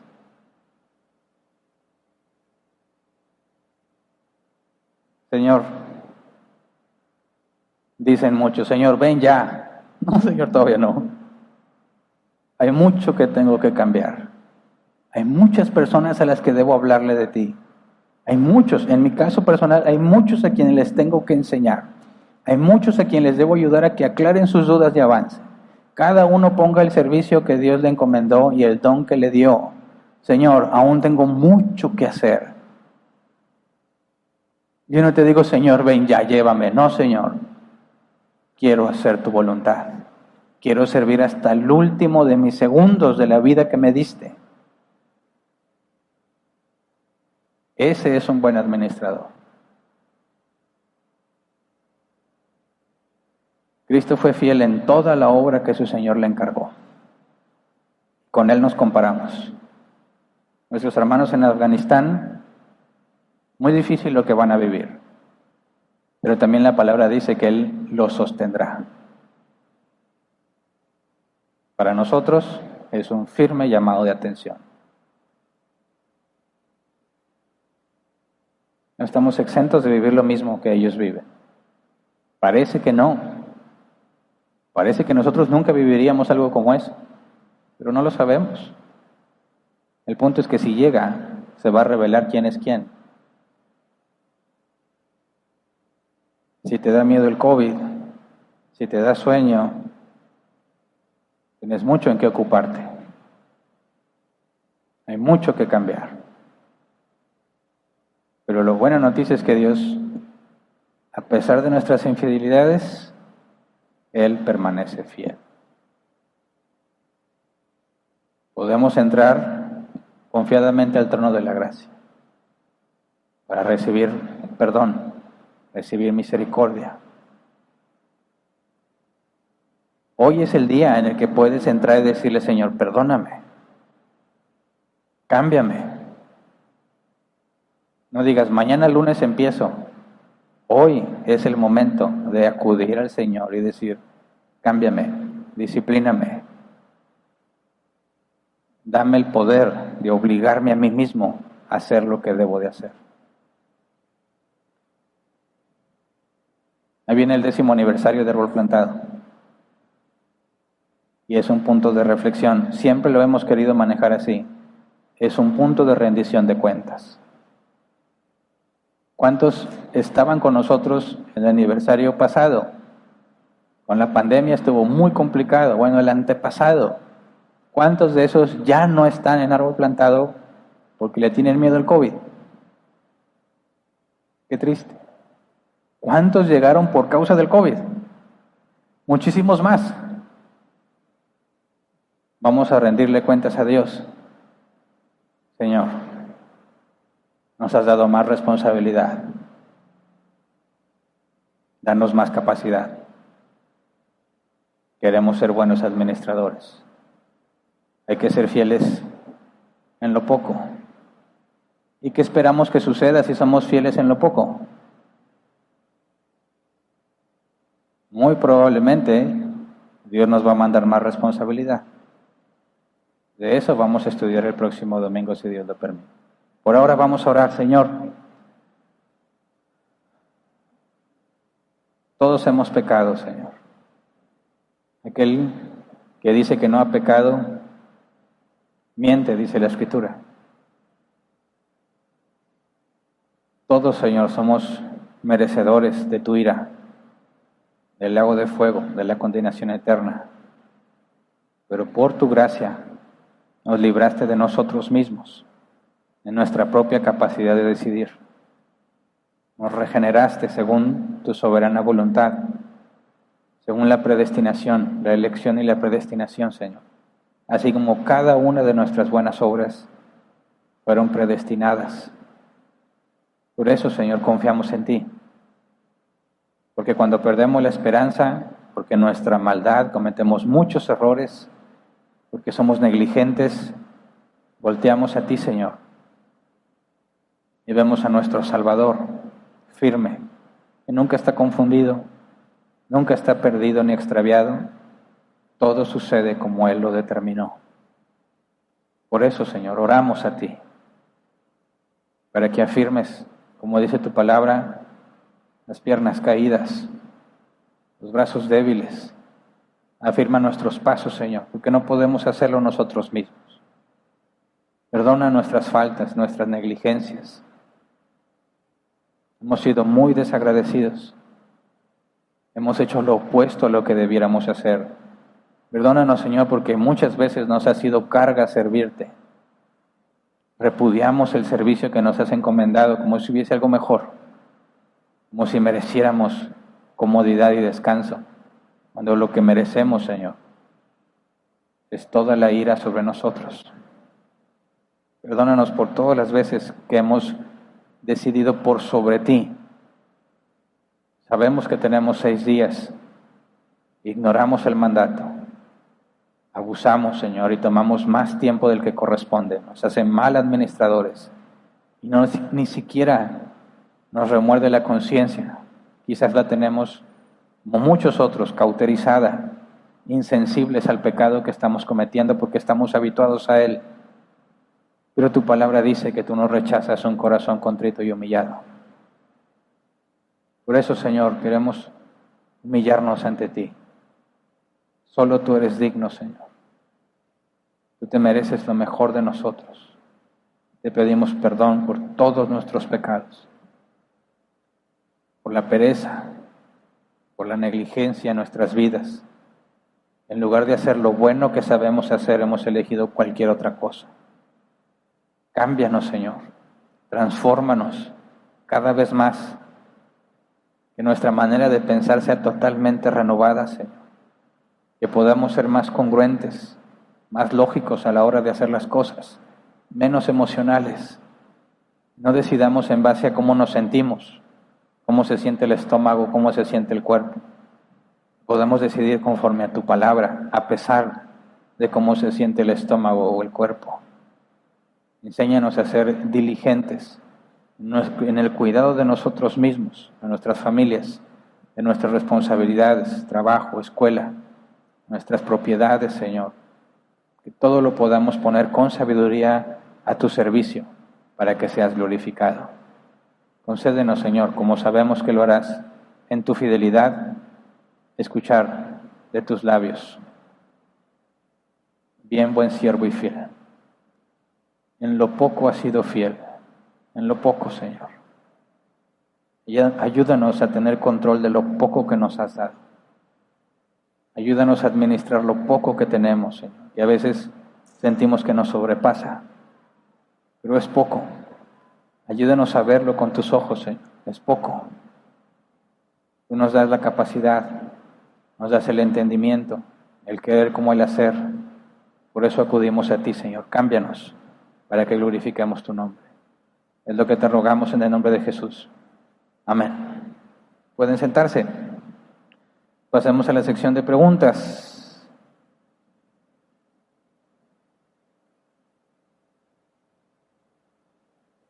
Les adelanto un poco que estamos en búsqueda de administradores. Vamos a expandir las áreas de servicio. Necesitamos miembros de Árbol Plantado dispuestos a servir como administradores en distintas áreas. Vamos a estar convocando mayores áreas de diaconado, mayores áreas de staff. ¿Por qué? Porque somos más. Necesitamos más servicio. Y espero en Dios que les esté hablando, que les ponga el sentido de urgencia, de ordenar su vida para servir. Es para Él. Ya saben que aquí nadie recibe dinero. Hay quienes podrían recibirlo, es bíblico, los pastores, los ancianos. Pero renunciamos a ese derecho, como el apóstol Pablo. Hay mucho trabajo que hacer. Necesitamos mayordomos. Vamos pensando hay tantas cosas que se necesitan que creo que estamos en el proceso de decidir, pero muy probablemente vamos a hacer eso de publicar vacantes en el grupo de miembros. Se busca imponer todas las especificaciones, porque ahora somos tantos que no los conocemos a todos en persona. No sé personalmente si tienes la habilidad o no. Y ya cuando tienes un número grande de personas a las que no puedes trabajar con ellas así en conjunto como sucedía antes, pues hay que hacer entrevistas entonces. Decir, a ver, necesitamos suplir esta vacante, personas que sepan esto, esto y esto y esto, tanto en lo secular como, claro, los requisitos bíblicos. Y entrevistar y ver qué sabes, qué experiencia tienes, cómo crees que puedes ayudarnos y empezar a servir. Hay mucho que hacer, mucho. Y está todo armonizando perfectamente con el 10º aniversario. La pandemia parece que no se va a ir, ¿verdad? Parecía que se estaba yendo y se regresó. Bueno, yo ya no espero que se vaya, no sé tú, pero ahora hay que servirle en modo pandemia. Olvidarnos de que estamos en pandemia y estamos limitados, no, esa es la realidad. Bueno, ahora explotarla al máximo. ¿Me explico? Por medio de la pandemia, muchos de los que están aquí llegaron aquí. Quizás Dios quiera traer más. ¿Cómo le hacemos para administrar eso? Bueno, es parte de los propósitos y objetivos que nos vamos a plantear. Acabando el 10º aniversario tenemos que hacer esos cambios. Así que esperen información al respecto un poco más adelante sobre convocatorias, publicar vacantes, y espero que Dios le muestre a aquellos que Él está llamando.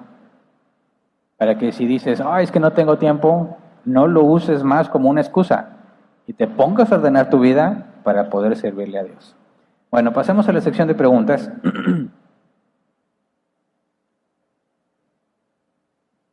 Caray, no puedo desbloquear mi teléfono. Ya. Demonio de la tecnología. Vamos a ver si hay preguntas. Si hay, ok, tenemos 15 minutos para responderlas. Está el código QR en pantalla para que te agregues al grupo donde se hacen las preguntas. Si no estás en ese grupo, puedes preguntar en Facebook, en YouTube. Si estás aquí presencial y no estás en ese grupo, escanea el código con WhatsApp para que te agregues. Las preguntas se van a responder en el orden en el que fueron publicadas en el grupo. Aquellos que escriben en las redes sociales, nuestros hermanos de aquí del staff lo ponen directamente en el grupo de WhatsApp, de manera que no hay distinción si estás aquí o estás en otra parte, si estás en el grupo de WhatsApp o no, todo se va canalizando aquí. Si la pregunta no tiene nada que ver con el tema, la dejamos al final. Vamos a ver.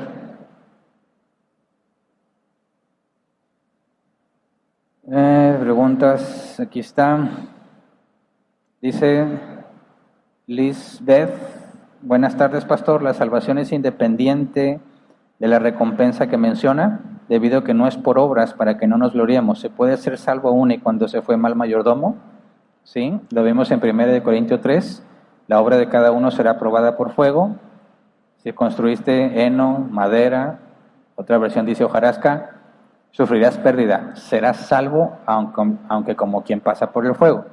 Así que los que han nacido de nuevo no pueden desnacer, ¿verdad? Se les dieron las arras de la promesa, la garantía de que Dios terminará la obra que empezó. Lo que va a pasar si fuiste negligente es que no recibirás la recompensa completa o ninguna recompensa. Siguiente, buenas tardes, pastor. Cuando dice el tiempo intermedio, después de la muerte y antes del juicio, ¿se refiere a lo que los católicos romanos llaman como purgatorio? Por supuesto que no. El purgatorio no tiene ninguna base bíblica, es una invención puramente humana. Es más, es en contra del Evangelio de Jesucristo, es en contra de la Escritura. El concepto del purgatorio es contrario a lo que la Biblia revela. Y lo que yo me refiero es el estado intermedio, el lugar en el que dice Pablo que es mejor estar allá, el lugar en el que esperamos la resurrección de los muertos. Esperamos que Cristo regrese para recibir un cuerpo nuevo. Los muertos en Cristo resucitarán primero y luego los que estén vivos serán transformados y recibiremos a Cristo en las nubes. En ese estado intermedio, cuando Jesús le dijo al ladrón, estarás conmigo en el paraíso, cuando Juan en Apocalipsis dice, y vi las almas de los decapitados ante el trono, ¿verdad?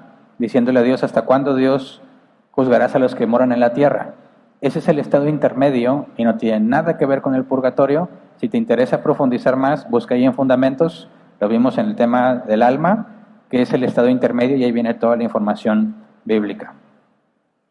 Siguiente, Juan Villarreal. Buenas tardes. En el siguiente versículo se habla de estas recompensas. Dice, ¿por qué es necesario que todos nosotros comparezcamos ante el tribunal de Cristo para que cada uno reciba según lo que haya hecho mientras estaba en el cuerpo, sea bueno o sea malo? Así es, está hablando de la misma recompensa que menciona en Primera de Corintios. Cuando éramos, dice Karen Orozco, cuando éramos pequeños me enseñaron que en el cielo tendríamos casa como recompensa, morada, por el versículo de Juan 14, en la casa de mi padre muchas moradas hay, si no lo fuera yo les hubiera dicho, voy pues a preparar lugar para vosotros. Entonces, ¿a qué se refiere este versículo? Bueno, entendemos desde el principio que la humanidad fue creada, que Adán y Eva moraban en el Edén, en la presencia de Dios. El concepto de tener casas lo vemos incluso en el milenio. Cuando Satanás se ha liberado y convenza a las naciones, dice que se reunirán para atacar el campamento de los santos. Y cuando habla del campamento de los santos, lo está hablando en términos materiales, el lugar donde viven o duermen los santos. No entendemos si el concepto de dormir sigue siendo vigente, porque ahora dormimos porque no podemos administrar correctamente la energía que tenemos, se nos gasta y hay que reponerla, el cuerpo tiene que reformarse, reconstruirse, y eso es parte de la naturaleza caída. Si vamos a tomar del fruto del árbol de la vida, en teoría no necesitaríamos dormir, pero sí necesitamos un lugar donde morar. Pero definitivamente el lugar donde mores no puede ser la recompensa. Parte de la recompensa es morar con Cristo, ¿verdad? Morar con Dios, pero no la morada que vas a tener. Siguiente, Miriam Alonso, en el caso de las personas que murieron antes de la venida de Cristo, su juicio, entre paréntesis, rendición de cuentas, será muy diferente al de quienes les fue revelado el Evangelio. Sí, en el sentido de la responsabilidad. Por ejemplo, nadie en el Antiguo Testamento, a excepción de algunos profetas, se les encomendó predicar de Dios, ¿verdad? Y vemos que los profetas que se enviaron fueron mandados o enviados a Israel. El ir y predicar al mundo, ¿verdad? Las naciones, es algo que recibió la iglesia y es una responsabilidad diferente. Así que podemos deducir que según la responsabilidad que se te dio la recompensa, en nuestro caso tenemos más responsabilidades si lo comparas con la vida de un israelita del Antiguo Testamento, porque el israelita estaba enfocado en él y en la nación, y nosotros en nosotros y en el mundo entero, así que la responsabilidad es mayor. Pero ya nos daremos cuenta en aquel entonces realmente en qué consistirá, pero por el patrón bíblico que Jesús enseñó tiene que ser diferente. Siguiente, Daniel Semeño. Buen día, pastor. En el caso de lo que mencionó, si nos consideramos siervos inútiles, tengo la duda respecto al texto de Juan 15:15. Ya no los llamo siervos porque el siervo no está al tanto de lo que hace su amo. Los he llamado amigos porque todo lo que mi padre le oí decir, los he dado a conocer a ustedes. No, mira, no confundamos los términos. Hay distintas descripciones de lo que somos para con Dios. La carta a los Hebreos nos dice que Jesús es nuestro hermano, ¿verdad? Todos somos hijos de Dios. En el caso de lo que Jesús está hablando con los discípulos, está hablando de por qué a ellos se les explica las parábolas y a los demás no. Porque Jesús predicaba a la gente, a la multitud, y no era suficientemente claro. Y Jesús decía, para que por más que oigan no entiendan, ¿verdad? Y por más que vean no crean. Pero a los discípulos, a ellos se les concedió saber los secretos del reino. Y entonces les muestra una distinción. No eres un siervo, sino un amigo, ¿verdad? Que la palabra ahí es filos, eres un amado. Se complace Dios en ellos por la obra de Cristo. Y a ellos se les revela lo que habrían de ser. Está hablando de esta intimidad, que no es Dios el Señor y sus siervos en el sentido de una separación, que nada más castiga, sino de la familia, ¿verdad? Que somos en Cristo, somos uno y nos ve como si fuésemos Cristo. Entonces, el hecho de que nos describa en distintos sentidos no significa que hemos dejado de ser siervos, sino que está explicando la profunda relación que tenemos para con el Padre, aquellos que somos uno en Cristo. Siguiente, Wendy Moreno. Cuando dice la Biblia que pone sobre el fundamento piedras preciosas o paja en nuestra vida cotidiana, ¿a qué se refiere cada uno? Pues mira, si entendemos la riqueza en el sentido bíblico, las buenas obras que glorifican al Padre, y nosotros construimos sobre el fundamento esa riqueza, piedras preciosas, oro, está hablando de aquello que es valioso para Dios, pero que el mundo desprecia. En cambio, si ponemos madera, hojarasca, heno, son cosas que para Dios no valen, pero quizás para el mundo son muy valiosas. Entonces, cuando hablamos de construir sobre el fundamento lo que es la riqueza bíblica, estamos hablando de hacer lo que a Dios le agrada. Que lo que hagamos en nuestra vida sea basado y filtrado en la Escritura. Yo quiero hacer esto porque creo que es lo mejor, pero basando en la Escritura, esto es lo que debería de hacer. Entonces el fundamento que es Cristo, el entendimiento, el nuevo nacimiento, le voy agregando aquello que es agradable a los ojos de Dios. Cuando pase el juicio de Dios no me va a reprochar nada, porque he hecho lo que le agrada. Pero cuando pase el fuego de Dios, que representa el juicio de Dios, y se encuentra cosas maderas que son consumidas por el fuego, son cosas desagradables a Dios. Y ninguno de nosotros va a pasar la prueba de fuego sin pérdida. Todos vamos a experimentar pérdida, porque todos agregamos cosas equivocadas a nuestra vida. El punto es que te esfuerzas por hacerlo perfecto, aunque no puedes. Pero ahí está la distinción. Lo que tú crees, lo que el mundo cree valioso o lo que Dios dice que es valioso. Es lo que tú construyes en tu vida y en la de los demás, lo que va a determinar si Dios te reprocha o te felicita. Ahí otra vez. Siguiente.